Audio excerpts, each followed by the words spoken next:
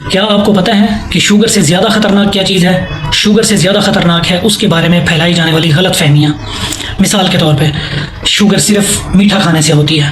بے شک شوگر میٹھا کھانے سے ہوتی ہے، لیکن اس کے علاوہ بھی بہت سارے فیکٹرز ہیں جو شوگر کا مرض ہونے میں اور شوگر کو بڑھانے میں اہم کردار ادا کرتے ہیں، جیسا کہ موٹاپا، نیند کی کمی، ورزش نہ کرنا، غیر صحت مند زندگی گزارنا یا خاندانی عوامل بھی کار فرما ہیں۔ یہ بھی شوگر کو بڑھانے میں یا شوگر کی مرض ہونے میں اہم کردار ادا کرتے ہیں۔ نمبر 2، شوگر کے بارے میں ایک اور غلط فہمی یہ ہے کہ اگر شوگر کی دوا شروع کر لی جائے تو پھر اسے پوری زندگی کھانا پڑے گا، حالانکہ ایسا بالکل بھی نہیں ہے۔ اگر شوگر کی دوا آپ شروع کر لیں اور اس کے ساتھ اچھا پرہیز کریں، ڈائٹ کنٹرول کریں، وزن کنٹرول کریں، نیند پوری کریں، سٹریس یا باقی جتنے عوامل ہیں ان پہ کنٹرول کر لیں، تو شوگر کی دوا کم بھی کی جا سکتی ہے اور ختم بھی ہو سکتی ہے، لیکن اس بات کا فیصلہ آپ کا ڈاکٹر ہی کرے گا ٹیسٹ کرانے کے بعد، آپ نے خود سے نہیں کرنا۔ نمبر 3، ایک اور غلط فہمی یہ ہے کہ اگر شوگر کی دوا کھانے سے شوگر ٹھیک ہو گئی ہے تو دوا کو فوراً بند کر دینا چاہیے۔ یاد رکھیں، شوگر کھانسی، نزلہ، زکام، بخار وغیرہ سے مختلف مرض ہے۔ ایسا نہیں ہے کہ آپ کی ایک دفعہ اگر کھانسی، نزلہ، زکام، بخار وغیرہ اگر ٹھیک ہو گیا ہے تو آپ اپنی مرضی سے دوائی بند کر دیں۔ شوگر کے ساتھ ایسا نہیں ہے۔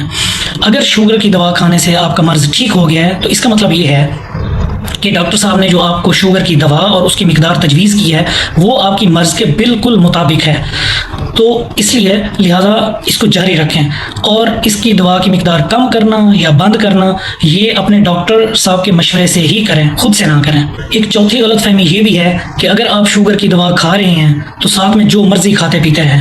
یاد رکھیں، شوگر کی دوا تب ہی مؤثر اور اچھی رہے گی جب تک آپ ساتھ میں پرہیز، ورزش، نیند پوری کرنا اور باقی جتنی چیزیں ہیں ان کو آپ ٹھیک رکھیں گے، تب ہی آپ کی شوگر ٹھیک رہے گی۔ اگر آپ پرہیز نہیں کریں گے تو پھر آپ کی دوا ٹائم کے ساتھ ساتھ بڑھتی جائے گی اور آپ کی شوگر بھی بڑھتی جائے گی۔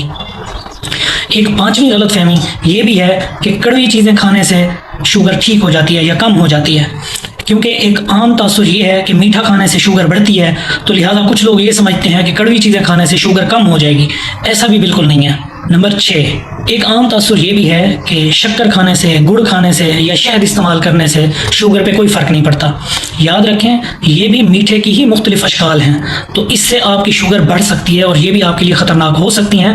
لہٰذا ہر چیز احتیاط کے ساتھ استعمال کریں اور اپنے ڈاکٹر صاحب کے مشورے کے ساتھ استعمال کریں، تب آپ کی شوگر کنٹرول رہ سکتی ہے۔